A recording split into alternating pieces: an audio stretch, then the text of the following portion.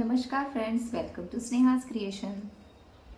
तो फ्रेंड्स, आपके आजू बाजू में भी कुछ ऐसे टॉक्सिक लोग रहते हैं जो हमेशा आपके बारे में नकारात्मक सोच रखते हैं, आपके बारे में निगेटिव कमेंट्स करते हैं। आपके लिए वो मतलब आप किस तरह से कम हो, इस तरह से आपके बारे में बोलते हैं।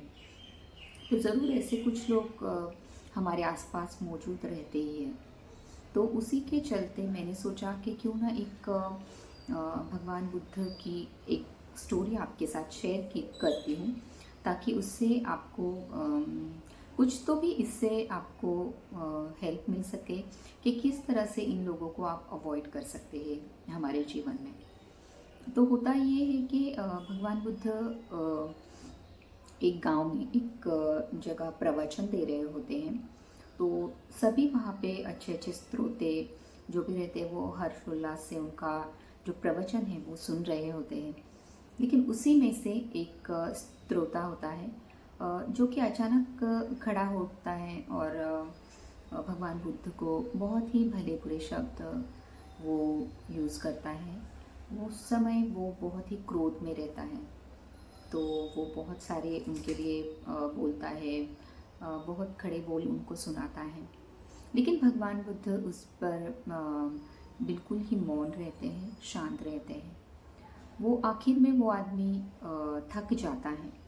थक जाने के बाद वो अपने घर चला जाता है और भगवान बुद्ध अपने प्रवचन जो आगे का प्रवचन है वो देने लगते हैं। ऐसे ही वो दिन चला जाता है और फिर दूसरे दिन फिर से भगवान बुद्ध का प्रवचन रहता है। वहाँ पर भी बहुत सारे श्रोता आए हुए रहते हैं, वो भी आनंद उल्लास से उनका प्रवचन सुन रहे होते हैं।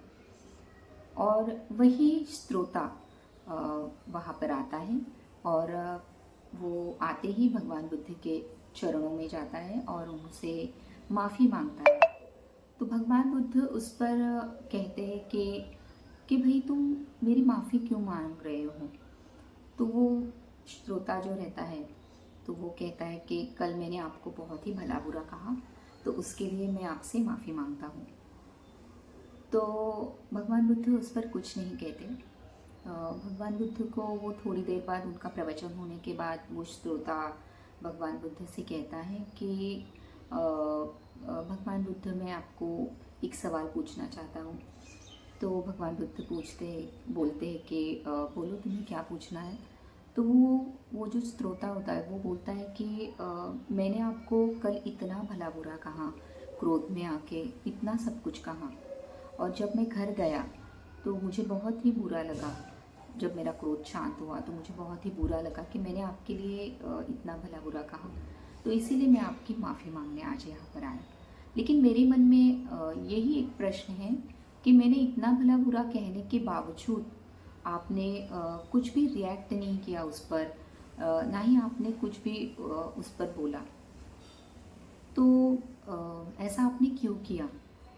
तो भगवान बुद्ध ने उसको बताया कि मैं इसके लिए तुम्हें एक उदाहरण देता हूँ कि मान लो कि एक आदमी है और उसे तुम जाके एक भेंट वस्तु दे रहे हो, मगर उस आदमी को वो भेंट वस्तु नहीं चाहिए, वो तुम्हें वो रिटर्न कर देता है। तो तुम उस पर क्या करोगे। तो बोला जाहिर सी बात है, वो भेंट वस्तु मैं अपने पास रख लूँगा।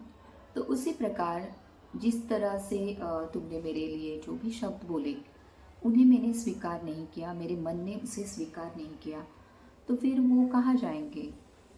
तो वो तो तुम्हारे पास ही रह जाएंगे। तो उसी प्रकार भगवान बुद्ध ने कहा है कि इस तरह से अगर आपके आसपास, वो यही संदेश देना चाहते हैं कि अगर आपके आसपास इस तरह से इस तरह के लोग अगर हो तो उनके जो बोले हुए जो शब्द है, उनके जो नकारात्मक विचार है आपके लिए, वो आप तक अगर आपका मन स्ट्रांग रहा तो वो आप तक बिल्कुल भी नहीं पहुंच पाएंगे। तो इस तरह से आप उन शब्दों को, उन निगेटिव कमेंट्स को, निगेटिविटी को अगर आप एक्सेप्ट ही नहीं करोगे तो वो तो वापस ही उसी आदमी के पास जाएगा।